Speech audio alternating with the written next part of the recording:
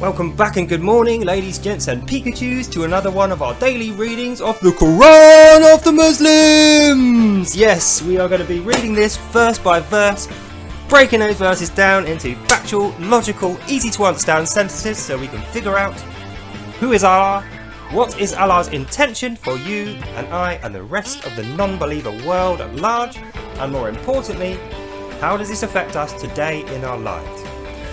So, if you've been keeping up with the series, oh yeah, and before I start, like I do every day, I'm going to say if you have any doubts as to my factual accuracy, or you want to doubt any of the things that I'm saying, absolutely buy one of these Qurans for yourself from any good bookshop or from Amazon, which is where I got mine.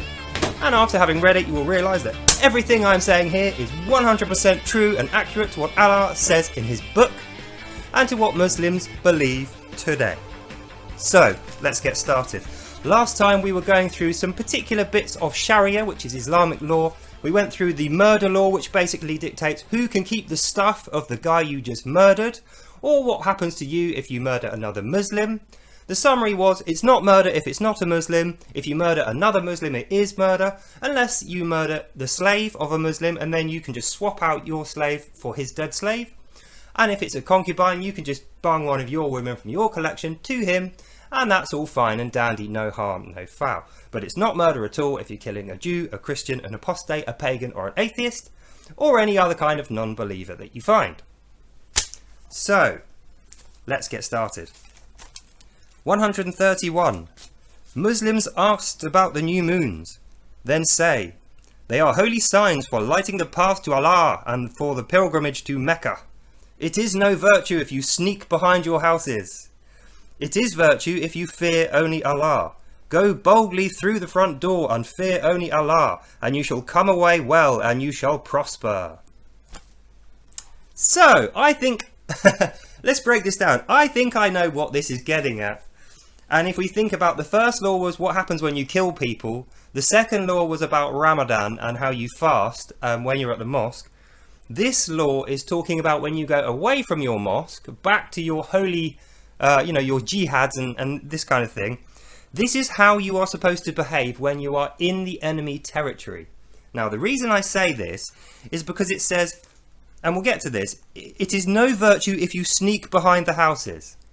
Now, you're not likely to go sneaking in and out the back doors of your own house, are you? Or the other Muslims who you are part of the force of. No, so this must mean the non-believers, the enemy, the people in the country that you have just invaded. So, Muslims asked about the new moons. I think what new moons is referring to is the movement of the stars and the eclipses and things like that. You know, weird stuff that happens in the sky, which at the time this was written would have been completely unexplained and would have seemed quite miraculous. Although today we can explain it easily, we all know what these things are. Back then, they would have been like, oh, this is amazing, you know, and this is why it's explained here. So, Muslims asked about the new moons, then say to them, so Allah is telling you, when Muslims ask you what is an eclipse or what is a comet or, you know, what is any of this stuff in the sky, you say to them, they are holy signs for lighting the path to Allah and the pilgrimage to Mecca. So, I think what Allah is getting at here is anything cool that happens in the sky that they think is to do with God, Allah actually did that, and the reason he did that is so you can find your way to worship and you can get to the Black Cube in Mecca. If you don't believe me, Allah said so in here, so it must be true. And then he finishes off the verse by saying, it is not virtue if you sneak behind the houses. It is virtue if you fear only Allah. Go boldly through the front door and fear only Allah, and you shall come away well and you shall prosper. So, keeping in mind that this is talking about when you, O Muslims, are invading enemy territory and sneaking about behind their houses, although it doesn't explicitly say, I think what they're referring to here is, O Muslims, when you are breaking into people's houses to steal their stuff and kill them in their sleep, this is your instructions on how that should go. It is no virtue if you sneak behind the houses. So what Allah is saying here is, don't be scared of these guys. Don't sneak in the back door and slit their throats while they're asleep if you can help it. It doesn't say don't do it. So obviously you can do that if you are that way inclined. But what Allah is saying is, it's not virtuous to do that. It's virtuous if you only fear Allah, not these guys. So what he's saying there, go boldly through the front door, you know, kick their door open, run in, steal their stuff, kill them openly, shout Allahu Akbar while you're waving your scimitar around trying to kill them. And after you've done that, you shall come away well and you will prosper as long as you fear Allah. That's what this means. Let's carry on. 130. Oh, Jesus, this is getting juicy. Right, let's get to the good bit. 132. Fight always for Allah's vow. Kill all those who are an affront to Allah worship and follow all of Allah's Quran stuff to the letter. Allah hates those transgressors, both infidel and those who do disobey him within his worship. So, it doesn't take a genius to figure out what this is going on about. The first bit was like, how do you approach your enemy's houses? Do you sneak in the back door and kill them in their sleep? Not if you can help it. You kick the front door in and you run in shouting, Allahu Akbar, and you wave your swords and you chop all the heads off and then you take their stuff. And while you're doing that, this is what you keep in mind. This is Allah speaking to the Muslims.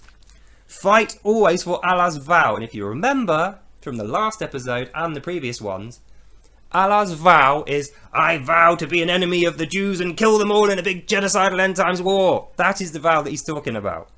So Allah is saying, fight always for Allah's vow. So always go into enemy territory. You know, leave your mosque and invade the land that you're in. Kill all the people you find, boot their door in and go and kill them. While you're doing this, follow all of Allah's Quran stuff to the letter. Allah hates the transgressors, which means you, if you're not following the Quran properly and you're not worshipping enough. So get down on your knees and worship, do your fasting, then go and kill the infidels. And on the subject of infidels, he rounds out verse 132 by saying, transgressors, both infidel and those who do disobey within his worship. So he's making a point. If you disobey any of the commands in the Quran of the Muslims, then you are as bad as an infidel. You have disobeyed within his worship, and Allah's vow to kill you using his other Muslims will now be falling upon your head. So that's what this is. This is a twofold law. The first bit is saying is go and kill the infidels, the non-believers, wipe them out in their homes, kill them and take all their stuff, boot the front door in if you can, make a big scene of saying Allahu Akbar and waving your sword. But if you can't do that, sneak in the back and kill them quietly. It doesn't really matter. It's just preferred to do it the loud, noisy way so others can see. But the second bit is, while you're doing this, don't forget about Allah. Allah's the reason you're doing it. Worship Allah and nothing else. Otherwise, you are just as bad as those evil Christians and Jews who we are just about to go and murder by booting their front door open and going and stealing all their shit and killing all the men, enslaving all the women. That's what this is saying. I'll carry on. Oh, this is so good. 100. You're going to love this.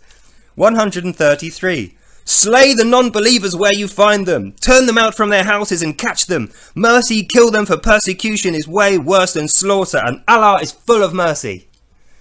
Whew, wow, I love this one. So, breaking this down, this is absolutely the most explicitly violent thing I've ever read in a holy book. Far be it from me to tell Allah how to write his book, being as I'm just a simple amateur YouTuber. But maybe Allah, I would have ixnay on the slaughtering of the non-believers in their homes and where they stand. And I wouldn't have said, mercy, kill them, because killing them is better than just hating them and being horrible to them. That's literally what it says here. So let's go through that from the top. This is definitely my favourite bit so far. 133. Slay the non-believers where you find them. Turn them out from their houses and catch them. Mercy, kill them, for persecution is much worse than slaughter, and Allah is full of mercy. So now we understand why Allah claims at the beginning he's the most merciful. If mercy is killing people who aren't Muslims, then he's actually honestly telling the truth. He is Allah is the most merciful, as long as mercy means chopping the heads off the non-believers and sticking them in a grave and torturing them forever. I knew it. He's a sneaky bugger, this one, isn't it? Allah is a snake, because what he's saying here makes his earlier thing true about him being oft forgiving and the most merciful. But the way he makes that true, this is fucking great. The way he makes himself merciful is by saying, mercy, kill the non-believers in their own homes while you're robbing them, while you're shouting and waving your swords around. And the reason you're going to do this is because killing them is actually far more merciful than just leaving them alive when you're going to take over their land and hate them every single day. So it's nice, it's merciful to chop their heads off and kill them and invade their land and take their daughters and wives as slaves. It's merciful. Allah says so, so it must be true. Allahu Akbar! Chop heads, take stuff, mercy, done. If you don't believe me, read it in here. Absolutely, that's what Allah says in his own words. That's what this means. Oh, it gets even worse. So, that verse carries on. Fight them not at your mosque unless they invade you, then slaughter them in full verve.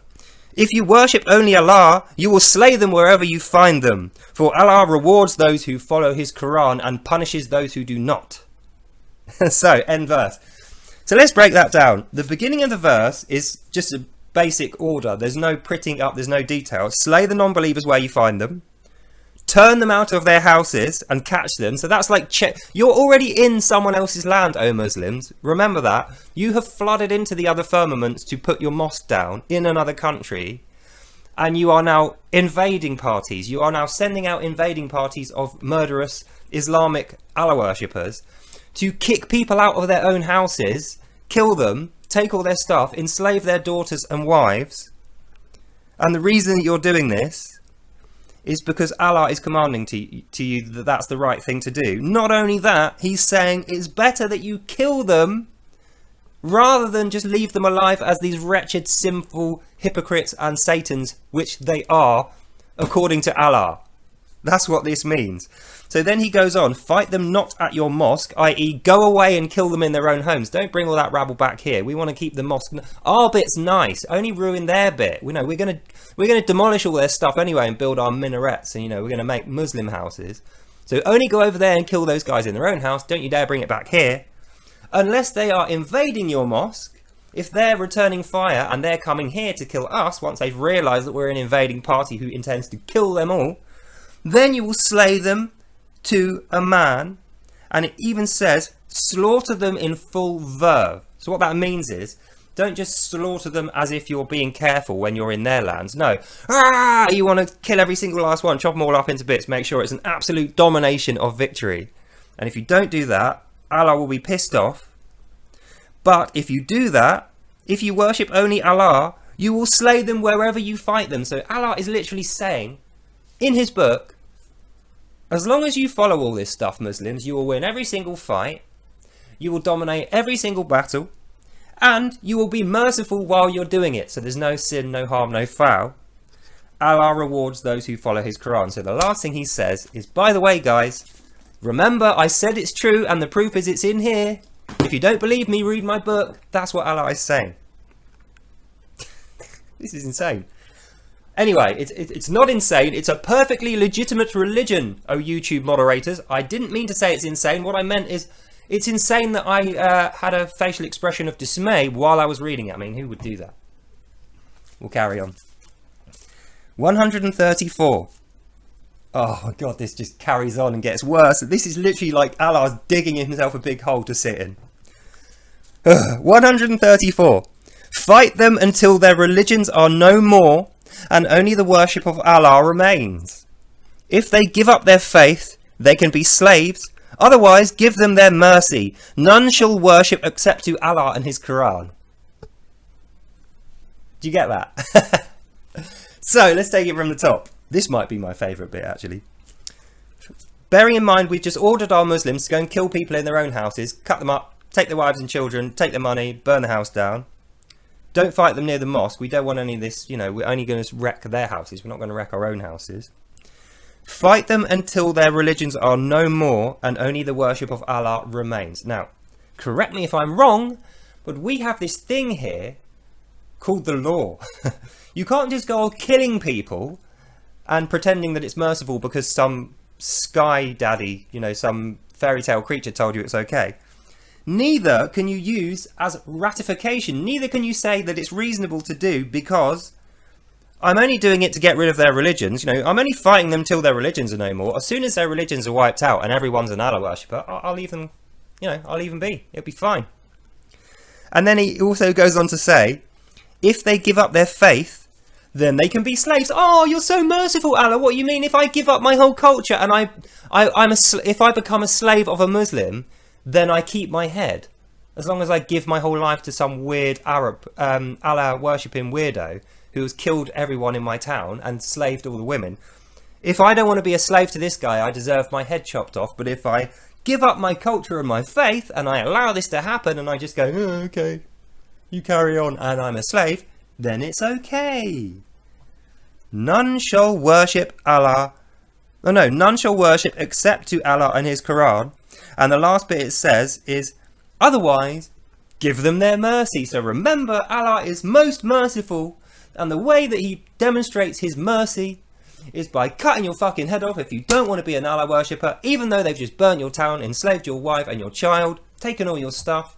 If you don't want to be a slave of these guys, it's only right that you should have your head separated from your body. That is Allah's mercy. If you don't believe me, read it in here, 100%. This is what Allah says. I didn't write it, Allah did. This is what Allah is saying. That's what this means. I think we'll end it there. I've got a lot to say on this. So, bearing in mind that these guys who read and worship the Quran of the Muslims, they say that this is a religion of peace.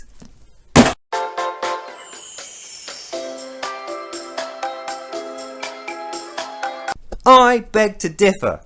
And the reason I beg to differ, ladies, gents and Pikachus, is because we can clearly see in Sharia 3, the third law of Sharia.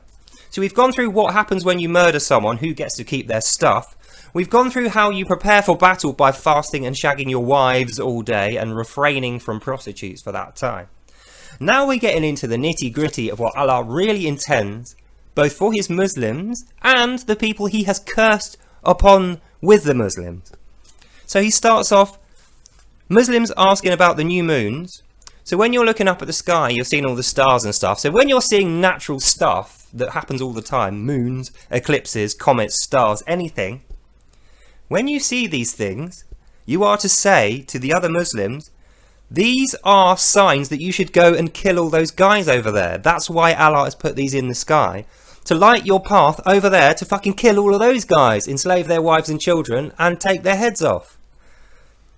Go boldly through the front door and fear only Allah. So what he's saying is, as you attack these guys, you're not like stealth ninjas here. We're not sneaking in the back door and getting in and out quietly without being seen.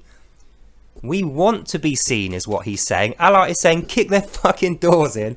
Allahu Akbar! And then you just murder them all, take all their women and children and money and burn their house down.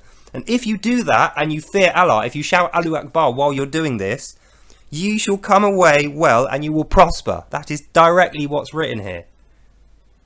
Then he carries on and gives reasons for why this is okay, because obviously some people are going to think, hang on a minute, I thought you said you were merciful.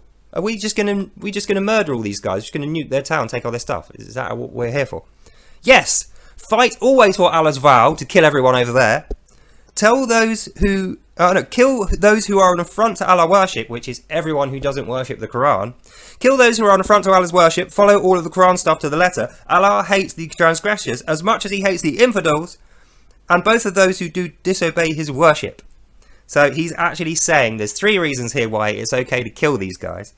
First is because you need the money and Allah's telling you to go and rob them, like we went through in the last verse. You know, once you've killed people, it's not murder, you can take their stuff. So that is your personal encouragement. Like if you didn't need any other reason, go and grab those wives and daughters and the money and kill the guys. The second reason is they're an affront to Allah's worship because they are not worshipping Allah enough and they're not reading the Quran, they're not doing the worship, you fucking hate them. So go and kill them, that's the second reason. And the third reason is Allah hates the transgressors, which means you, O Muslim, if you don't go and kill those guys, take their wives and children as slaves, take all their money, separate their head and burn their towns, while kicking in their front door and shouting Allahu Akbar and waving your sword, if you don't want to do that, you, O Muslim, are a transgressor and you are as bad as they are. And other Muslims will come and off in your head you're dead, kill you, and you'll go to hell and you'll get the grave torture we explained in a previous verse. That is what this means. He goes on, slay the non-believers where you find them. Now, can you imagine if anything like this was in the Gospels or in the Torah? If there was a Jewish verse that said, "Oh Jews, kill the Muslims where you find them." Can you imagine God saying that to his people? No, God would never ever say that to his people. But Allah is not God. Allah is Allah, who is Satan. And that is the reason why Allah, who is Satan, is saying, Muslims, you will die if you don't do what I tell you. You won't get anything in life if you don't follow my commands. If you're not worshipping the Quran of the Muslims quite enough and not doing what I'm expressly telling you, then you might as well bugger off over there with those hypocrites and Satans, you know, the infidel Jews and Christians and the apostates. Get your ass over there if you're not doing this, and I'll get the good Muslims to come and kill you, and we'll rob your stuff, and it won't be considered murder because you're not doing this. So the between the lines bit, ladies, gents and Pikachus, is that reading and following this in the direct words of Allah, this is the only thing that gives value to a human life, is if you're a slave for Allah's worship. So it doesn't matter if you've got a soul or not. That's never mentioned. A soul is not a thing that is ever mentioned in here, apart from when we're damning people. The only thing that makes you as a person valuable is your military value in going over there, sacking the non-believers, burning their towns, taking their women and children as slaves, and cutting off their heads. That is what this is saying. And it goes into more detail. Turn them from their houses and catch them. Mercy, kill them if you have to, because persecution is worse than slaughter. So he's saying if we don't kill these guys, we're going to have to keep attacking them and persecuting them and discriminating against them and accusing them and hate and get everyone else to hate them and lying about them for the rest of time. And Allah doesn't want for the rest of time. He wants end times genocidal prophecy. So do this, kill those guys, and everything will be all right. If you don't, you will be like those dead in the ground, grave torture, and Allah has promised you this will happen. Remember, this is all happening because you saw stars in the sky. You saw the moon. That is the trigger for this happening, O Muslims, is you saw the moon, and another Muslim said to you, how about that? An eclipse, or, you know, the new moon, or there's a star, or comet, or something. And when you remarked, oh, look at that, stars in the sky, that looks cool, the other Muslim went, this is it! Let's get the infidels, and then you rush over and kill them and do all this stuff. But of course, don't fight them in the mosque. You know, we're going to burn their towns. You're not going to wreck the mosque. You're only going to kill those guys. But if they come to the mosque, then we get them all dead. That's literally what this says. Allah rewards those who follow his Quran and rewards them not who do not. So he's saying these guys aren't going to get any rewards, but you will only get your rewards if you follow this and you're worshipping me enough. And then he finishes off the very psychotic, genocidal, murderous military orders that these verses are, which are Sharia. I remind you, this is their law. You're a criminal if you don't do this in their little cult worship thing, you know, the Allah worship thing. He finishes off by saying, and I quote, fight them until their religions are no more, and only the worship of Allah remains. So if you didn't already know and you needed direct evidential proof that these guys want to kill everyone who isn't a Muslim and an Arab, this is it. Fight them until their religions are no more and only the worship of Allah remains.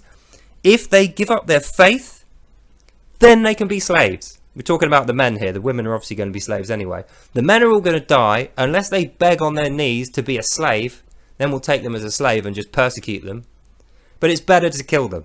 So try not to do that. Try and just chop their heads off. That's what this is saying. And the final bit is, if they give up their faith, then they can be slaves. Otherwise, give them their mercy. Allah's great mercy. None shall worship except Allah and his Quran. End of reading. So, don't think I need to say much more than that. Anyone who's been cognizantly following along, certainly with the previous episodes, but most notably in this episode, oh, did it heat up quickly there. So we went through Sharia law 1 and 2, that was fine, a bit dodgy but not too bad. And then we're straight in with the genocidal murder of everyone, and if you don't, you will be killed yourself, and wiping out all the other religions and cultures in the planet. And it's Allah's will that this will happen. And that's the end of this video. Whew. So, I hope you enjoyed that as much as I enjoyed telling you this, and we're going to get to even more juicy stuff later on. So check that one out when it comes out later on. Until then, take care, God bless, and I'll see you in the next one. Bye now. And mercifully we have reached the end of this video. If you want to hear about more genocidal maniac killing, raping, slaughtering in the name of Allah, then catch up with me at 4:15 and I'll see you then. God bless, take care and goodbye.